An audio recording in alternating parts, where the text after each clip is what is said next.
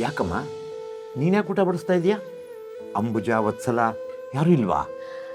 ಇಲ್ಲ ಮಾವ, ಅವ್ರು ಅಡುಗೆ ಮನೇಲಿದ್ದಾರೆ, ಅದಕ್ಕೆ ನಾನೇ ಬಂದೆ. ನಾನೇ ಬಡಿಸ್ತೀನಿ, ನೀವು ಊಟ ಮಾಡಿ. ಯಾಕೋ ಊಟ ಬೇಡವಾ? ಅಮ್ಮ,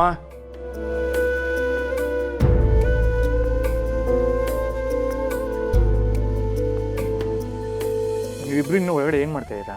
ಇಲ್ಲಿ ನೀವು ಊಟ ಬಡಿಸೋದು ಬಿಟ್ಟು ಬೇರೆ ಯಾರೋ ಬಡಿಸೋ ಕರ್ಮ ಯಾಕೆ? ನರಸಿಂಹ, ನೀನು ಯಾರ ಮೇಲೆ ಬೇಕಾದರೂ ಕೋಪ ತೋರಿಸು, ಆದರೆ ತಿನ್ನೋ ಅನ್ನದ ಮೇಲೆ ಕೋಪ ತೋರಿಸ್ಬೇಡ ಕಣ. ಒಂದು ಹೊತ್ತು ಅನ್ನ ತಿನ್ನೋರ ಮಧ್ಯೆ ನಾವು ಇವತ್ತು 3 ಹೊತ್ತು ಹೊಟ್ಟೆ ತುಂಬ ಅನ್ನ ತಿಂತಾ ಇದ್ದೀವಿ. ಅಣ್ಣ 3 ಅಲ್ಲ, ನಾನಂತೂ ದಿನಕ್ಕೆ 4 ಟೈಮ್ ತಿಂತೀನಪ್ಪ. ನಾನು ಮಾತಾಡಿದ್ರು ನೀನು ನನಗೇನು ಹೇಳ್ತಾ ಇಲ್ವಲ್ಲ, ಯಾಕೆ? ಅಯ್ಯೋ, ನಾನೇನೋ ಅನ್ನೋದು ನೀನು ಮುಖ ಊದಿಸ್ಕೊಳ್ಳೋದು ಅದೆಲ್ಲ ಯಾತಕ್ಕೆ ಬೇಕು?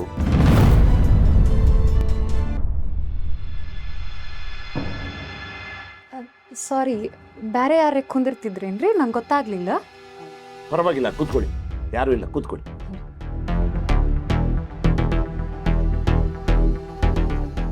ಸಂಜನಾ, ಬಡ್ಸಮ್ಮ. ನರಸಿಂಹ, ಹೇಗೆ ನಡೀತಿದೆ ಪರೀಕ್ಷೆ ತಯಾರಿ? ಪರವಾಗಿಲ್ಲಪ್ಪ. ಪರವಾಗಿಲ್ಲ ಅನ್ಬಾರ್ದು ಕಣೋ, ನೀನು ಚೆನ್ನಾಗಿ ಓದಿ ಎತ್ತರಕ್ಕೆ ಬೆಳಿಬೇಕು. ಸರಿ. ನನ್ನ ಮಗ ಹೇಗೆ ಓದ್ತಿದ್ದಾನಮ್ಮ? ನಿಮ್ಮ ಮಗ ಭಾಳ ಸ್ಮಾರ್ಟ್ ಅದಾನ್ರಿ ಅಪ್ಪ. ನಮ್ಮ ಕೆಂಪೇಗೌಡ ಸಿನಿಮಾದಲ್ಲಿ ಸುದೀಪ್ ಅವ್ರು ಸ್ಮಾರ್ಟ್ ಆಗಿರೋ ಥರನೇ ನಮ್ಮ ನರಸಿಂಹನು ಸ್ಮಾರ್ಟ್ ಆಗಿದ್ದಾನೆ ಅಂತ ನಮಗೆ ಗೊತ್ತು ಕಣಮ್ಮ. ಬೇರೆ ಏನಾದರೂ ಹೇಳೋ ಅವನ ಬಗ್ಗೆ?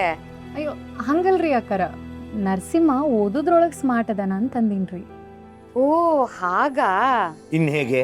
ಅಲ್ಲ ಅಣ್ಣ, ನೀನು ನಮ್ಮ ನರಸಿಂಹನ ವಯಸ್ಸಲ್ಲಿದ್ದಾಗ ಚೆನ್ನಾಗಿ ಓದಿದ್ದಿದ್ರೆ ಕಷ್ಟಪಟ್ಟು ಐಆರ್ ಆಫೀಸರ್ ಆಗಿರ್ತಿದ್ದೆ ಅಲ್ವಾ? ನೀನೇ ಕಷ್ಟಪಟ್ಟು ಓದಲಿಲ್ಲ? ಇವತ್ತು ನನ್ನ ಮಗ ನನಗಿಂತ ಎತ್ತರವಾಗಿ ಬೆಳೆದಿದ್ದಾನೆ ಅಂದರೆ ಅದಕ್ಕಿಂತ ಖುಷಿ ಬೇಕೇನೆ. ಆದರೆ ನನ್ನ ಮಗ ಇನ್ನೂ ಎತ್ತರಕ್ಕೆ ಬೆಳಿಬೇಕು, ಆಗಲೇ ನನಗೆ ಸಮಾಧಾನ. ನಮ್ಮ ಕಾಲದಲ್ಲಿ ಪೊಲೀಸ್ ಕೆಲಸ ಸಿಗೋದು ಬಹಳ ಕಷ್ಟ ಇತ್ತು ಕಣೆ. ಹೇಗೋ ಪೊಲೀಸ್ ಅಂತ ಒಂದು ಕೆಲಸ ಗಿಟ್ಟಿಸ್ಕೊಂಡೆ. ಆಮೇಲೆ ಮದುವೆ ಆದಮೇಲೆ ನಿಮ್ಮೆಲ್ಲರೂ ಸಾಕೋ ಜವಾಬ್ದಾರಿ ಬಿತ್ತಲ್ಲ, ಇದ್ರ ಮಧ್ಯೆ ಎಲ್ಲಿ ಓದು ಅಂತೀಯ ನನ್ನ? ಅದಂತೂ ಖರೆ ಐತ್ರಿ ಅಪ್ಪಾರ. ಪಾಪ ನೀವು ಇಂಥ ವಯಸ್ಸಿನಾಗೂ ಕಷ್ಟಪಟ್ಟು ದುಡ್ದು ಮನಿ ನೋಡ್ಕೊಳಕತ್ತೀರಲ್ರಿ.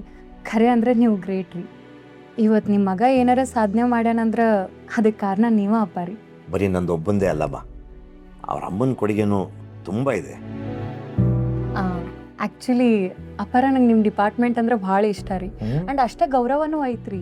ಯಾಕಂದ್ರೆ ನೀವು 24 ಗಂಟೆನೂ ಜನರ ಸಲುವಾಗಿ ಇಷ್ಟು ಕಷ್ಟಪಡ್ತೀರಿ. ನಂಗೆ ಇನ್ಫ್ಯಾಕ್ಟ್ ರೀಸೆಂಟ್ಲಿ ಗೊತ್ತಾತ್ರಿ, ಅದು ಯಾವುದೋ ರೌಡಿ ಅಟ್ಟಹಾಸ ಸಂಬಂಧ ಒಬ್ರು ಪೊಲೀಸ್ ಸಸ್ಪೆಂಡ್ ಆದ್ರೆ ಗೊತ್ತೇನ್ರಿ? ಹೌದಮ್ಮ, ಕೆಲವು ಸಲ ನಮ್ಮ ಪೊಲೀಸರು ಅಸಹಾಯಕರಾಗ್ಬಿಡ್ತಾರೆ. ಅವ್ರಿಗೆ ಗೊತ್ತಿಲ್ಲದೆ ಕಷ್ಟಕ್ಕೆ ಸಿಗಾಕೊಂಡ್ಬಿಡ್ತಾರೆ.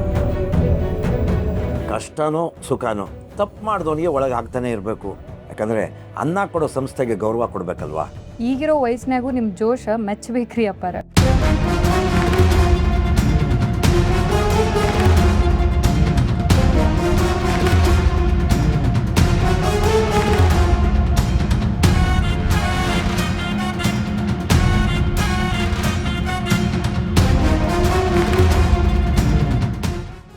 ಅರೆ, ತಟ್ಟೆನಲ್ಲಿ ಅನ್ನನ ಹಾಗೆ ಬಿಟ್ಬಿಟ್ಟಿದೆಯಲ್ಲಮ್ಮ. ಅದು ತಿನ್ನು.